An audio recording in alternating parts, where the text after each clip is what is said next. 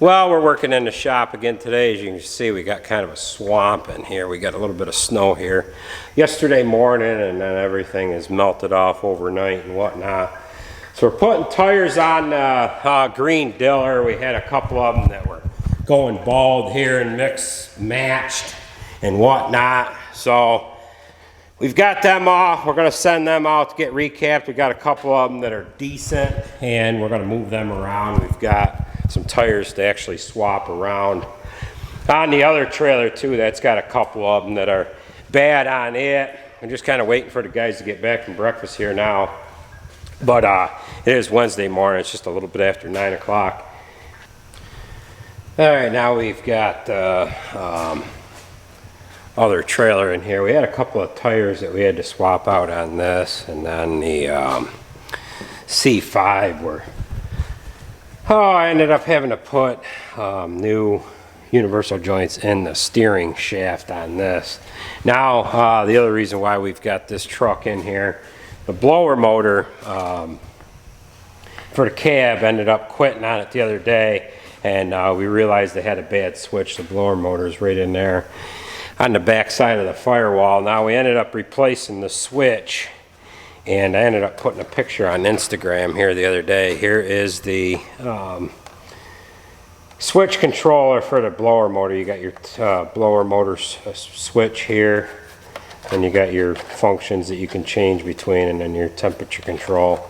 The temperature control just hooks to a valve that's in the heater core hose, and that was broke off the back, and then the switch was shorted out, and then this part of the switch that does your changes back between the functions, that switch wasn't working anyways, and this was $946. So we got that changed, and then we ended up putting a new resistor in there too.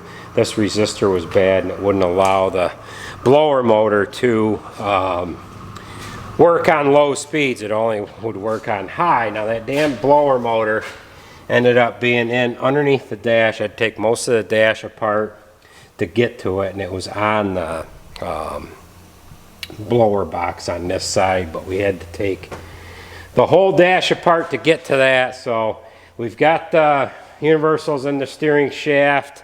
We're gonna fix a couple of lights on that trailer. That's gonna be done, and then Jason is working on the Army truck here, and of course it's a swamp in here because of everything melting off. But this ended up having a power steering pump that was leaking on it. That mounts right down in here. I had to take the whole front clip off to get to the power steering pump, just because of how tight it is in there. And then there's a bracket, the bracket that bolts to the front of the motor, that the power steering pump bolts to. You can't get to the other set of bolts on this other side. So we're waiting for parts to come in for this so we can finish putting this back together. And then we've got to get the roller mill in here. We've got a bunch of new parts for that we're going to put onto it. We've got a couple of assist springs that go on the auger that feeds the unit there. We've got new springs here and a jack.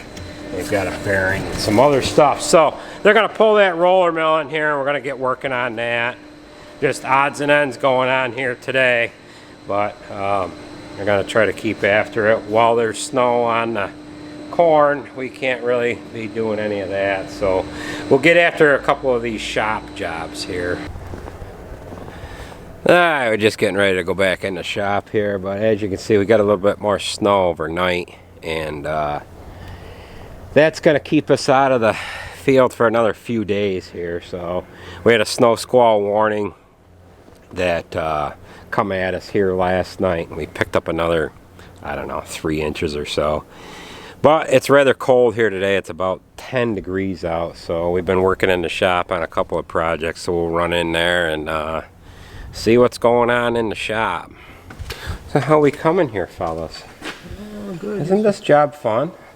No. No? Really isn't. Alright, so they got the power steering pump on. I ended up swapping out a belt tensioner unit there, and they're just putting the thing back together here. So what a pain in the ass, you know that? So we have to lift up. alright, so they're trying to get bolts lined back up into this unit. One more left and we're good. And yeah, good times, good times. Hold on a second. Alright, so we've got power up front here, but this light's really dim, so I got an idea that this plug here is just shot, so it's got some corrosion in it somewhere, or it's in this plug here. So we've got to put a new plug on there and try that. So we're going to cut these wires back here.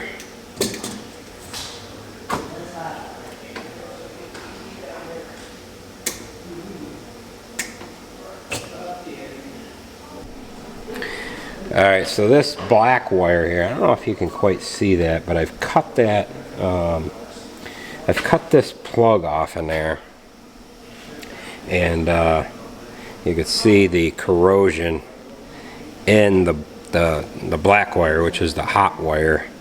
Here, there's some corrosion in there, and then that has worked back into the wire back to about where my fingernail is.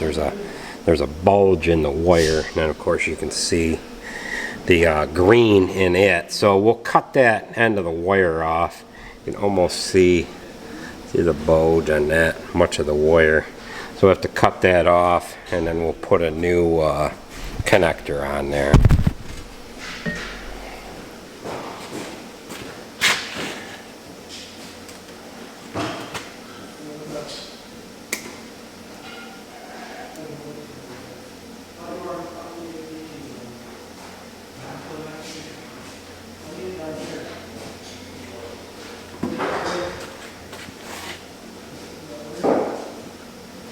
This plug is probably good, so we're just going to use it over again.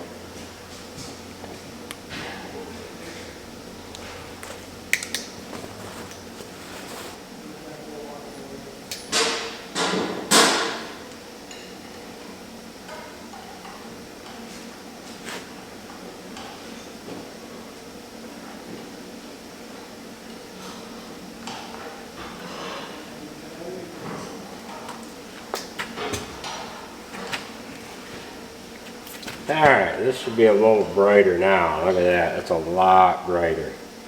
So,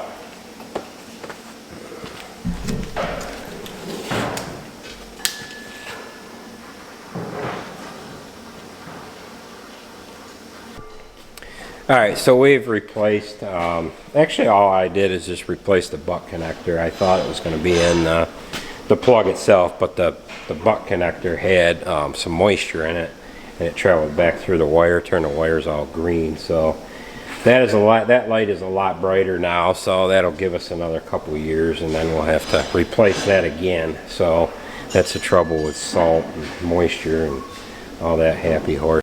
So yeah, so now we're going to run up front. We're going to switch the battery charger over to another one of the terminals and make sure we've got our directionals all working here.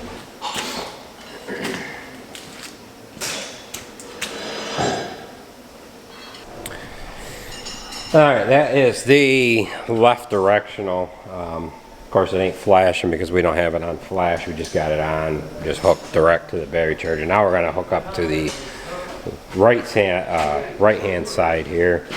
And we'll hook that up, just make sure that light is working so that we have everything working on the back of the trailer.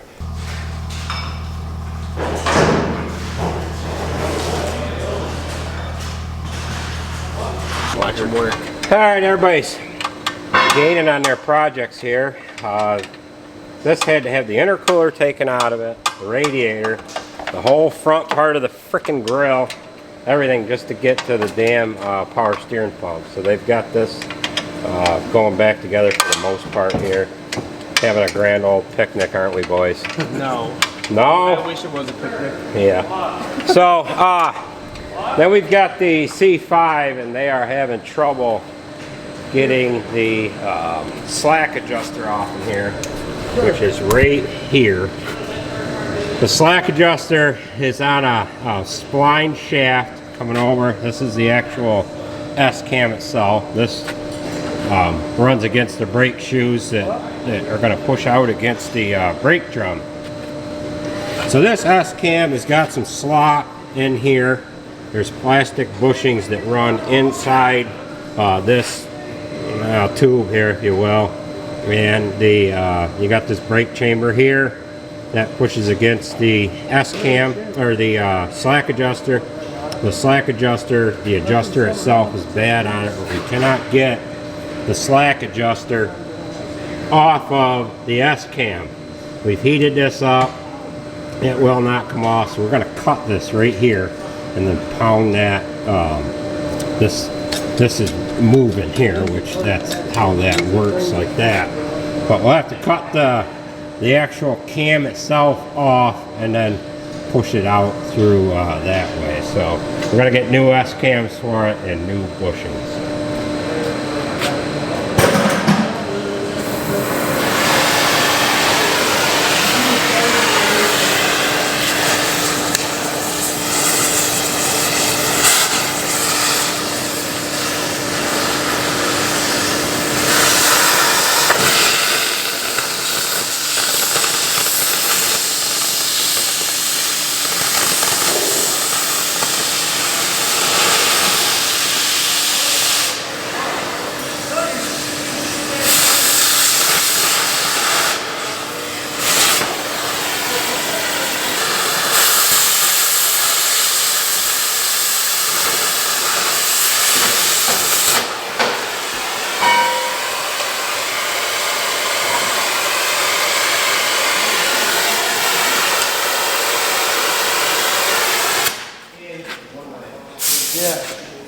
We're almost there, buddy. We're almost there.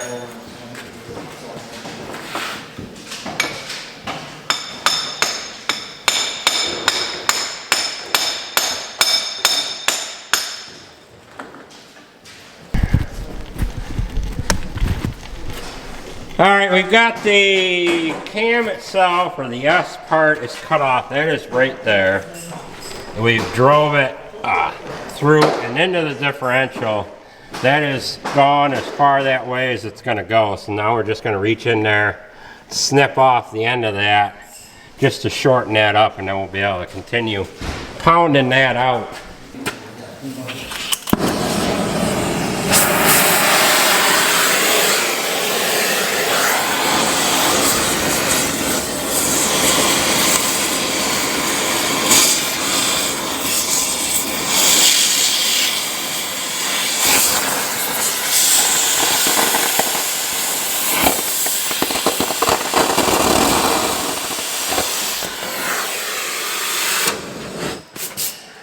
Torch cable, not the torch cable, not fired.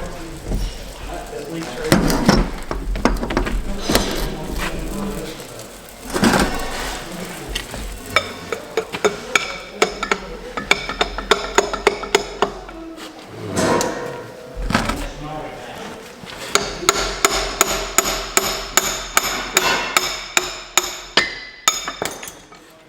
All right, there's that, fellas.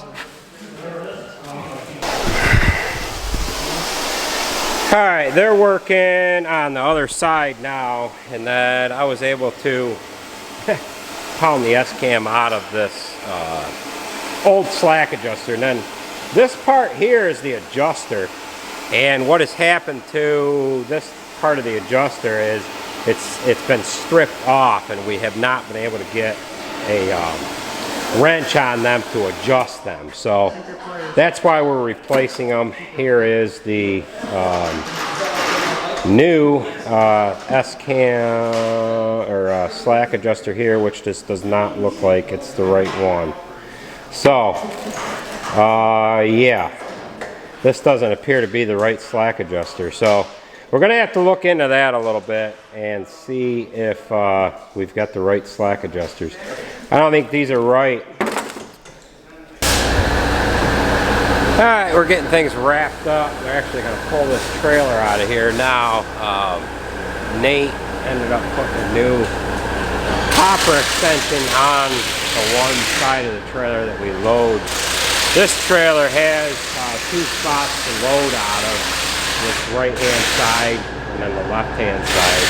We don't use the one on the right. I actually have a turnbuckle that goes between the two doors. There's flop doors that flop down. And there's an air cylinder on there that pulls the doors together to close them. And what we usually have trouble with is the doors will get a little bit of stuff froze to them and the liquid will come out the top of the load hole. And Jared ended up putting an extension on his about that tall, and that just keeps the manure from leaking out of the tank when we go up a steep hill. So we got the lights all fixed on this, and Nate's just getting ready to pull it out of here now, just so that we can kind of free up this bay here. So I don't know if he's actually got it hooked or not, but looks like he's backed into there. So we ended up having to replace the camera. We had to replace the camera on the top there too, and use that camera so that we could see where the load boom comes back into the tank. So we've had quite a few projects going on here today. We've got the roller mill all set up and ready to go, and we've still got the C5 that we're working on. That needs slack adjusters all the way around. We're going to replace some airbags on it, and after we've pulled a couple of the drums off, we've discovered that the brakes are not quite ready to go, but they're not worth putting everything back together just to do the brakes on in a couple of months. For what drums and shoes cost, they're relatively cheap compared to sitting still for a day or two while it takes to get them on there. They've got the Army truck all together now. They're just putting a fuel filter onto it. Actually, they're just getting started up here now. So they've got that done, and we're just cleaning up the shop here. So we've had a long day here. So we're gonna get the other stuff finished up and put away. Get this thing out of here so we can free this bay up.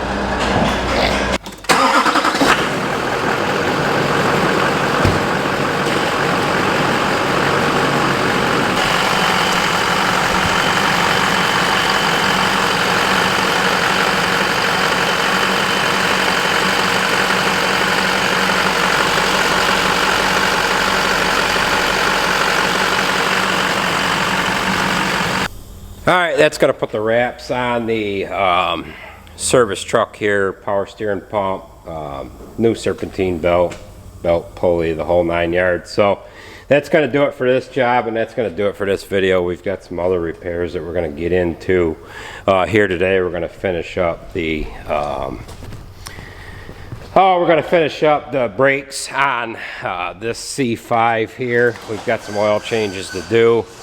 And we're going to be getting after it. I've actually got exhaust manifold studs that we're going to do on the 8110. So with that being said, that's going to do it for this video, folks. The next video we'll roll into getting the C500 back together, and we will dive into getting the exhaust manifold sealed up and get some new studs into it. So Travis is pulling the payloader in. We've got to service that, and we're going to get on with the rest of the day. So I want to thank you for watching, and we will catch you at the next video, folks.